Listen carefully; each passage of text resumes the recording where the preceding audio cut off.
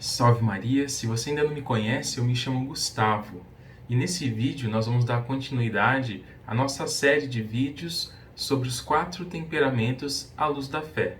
Mas antes eu já te convido a deixar o seu like aqui embaixo, a se inscrever no canal caso ainda não seja inscrito e ativar o sininho para receber as notificações e compartilhar esse vídeo com as outras pessoas, tá certo? Em vídeos anteriores nós já detalhamos um pouco mais 3 temperamentos, o fleumático, o sanguíneo e o melancólico.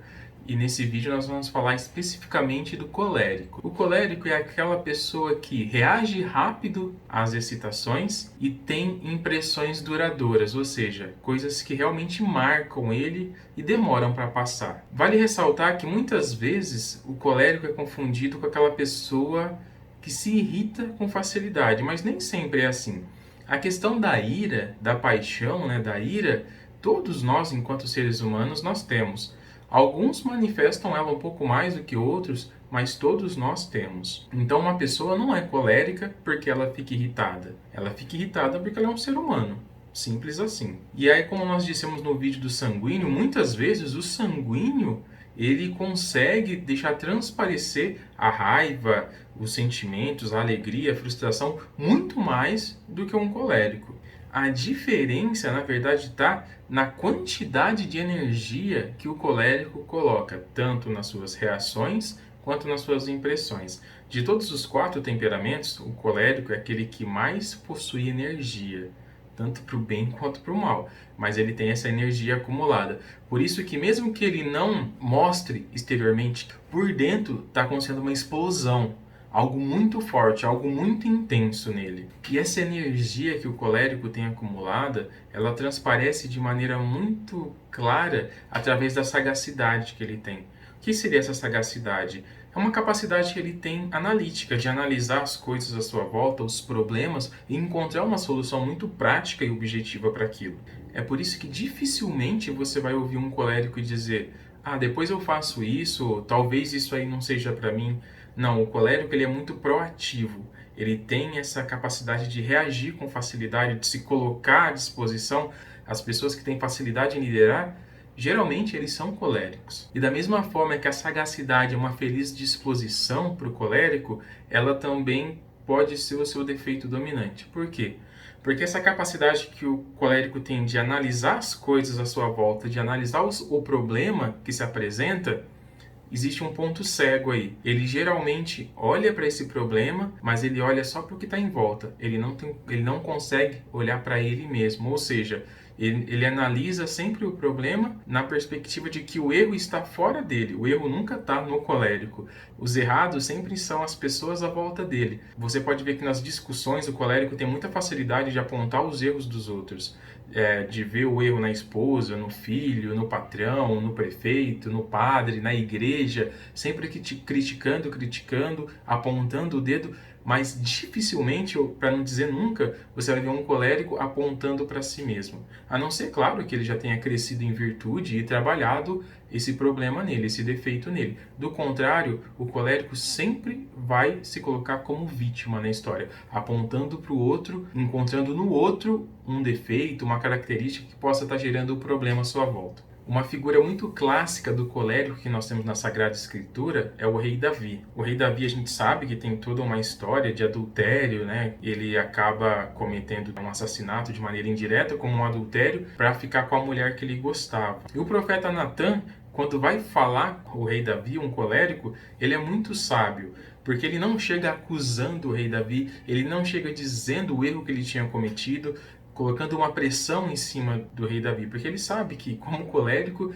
o rei ia se colocar na defensiva e ia jogar a desculpa para outras pessoas, ia jogar a culpa em outras pessoas, nunca seria ele o errado. O que o profeta Natan faz? Ele conta uma história de um homem rico que tinha muitas ovelhas, mas mesmo assim escolhe matar a ovelha de um homem pobre. E na hora, o rei Davi, ele já explode em ira, é aquele senso de justiça que o colérico tem muito, e ele fala: não, vamos punir esse homem, vamos atrás desse homem, isso não pode ficar impune. E o profeta Natan, com muita sabedoria, diz: Senhor, esse rei é você, Davi.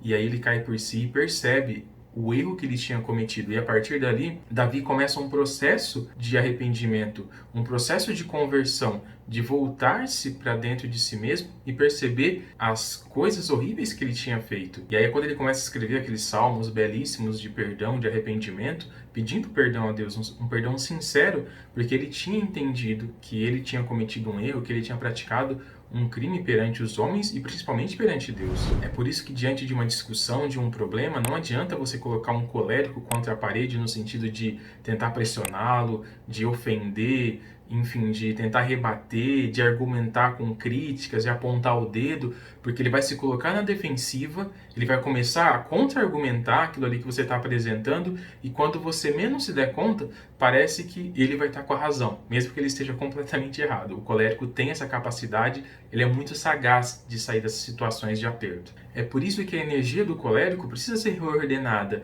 e a primeira coisa que essa energia precisa ordenar é o próprio colérico. Então, dentro dessa perspectiva, dois grandes remédios para o colérico são o exame de consciência e a humildade. O exame de consciência por quê? Porque o exame de consciência é uma autoacusação. Você reflete sobre os seus atos, sobre as suas práticas, sobre aquilo que você fez, e a partir dali você começa a buscar respostas, a buscar novos hábitos, a buscar novos costumes, palavras, atitudes, para que aquilo ali não se repita mais.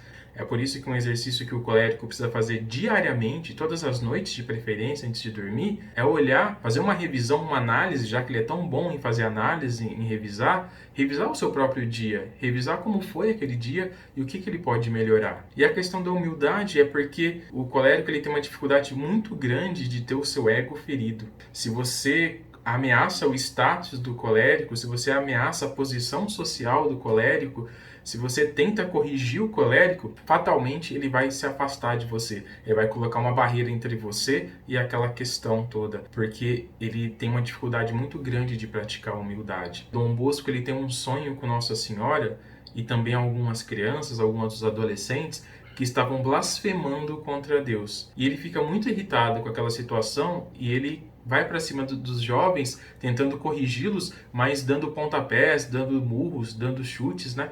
E Nossa Senhora fala, Dom Bosco, não é assim que você vai conseguir corrigir essas crianças, esses adolescentes.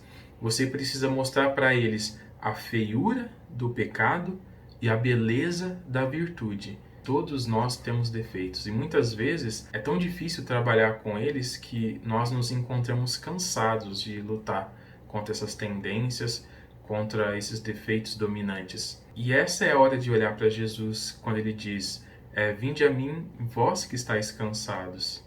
Aprendei de mim, que sou manso e humilde de coração.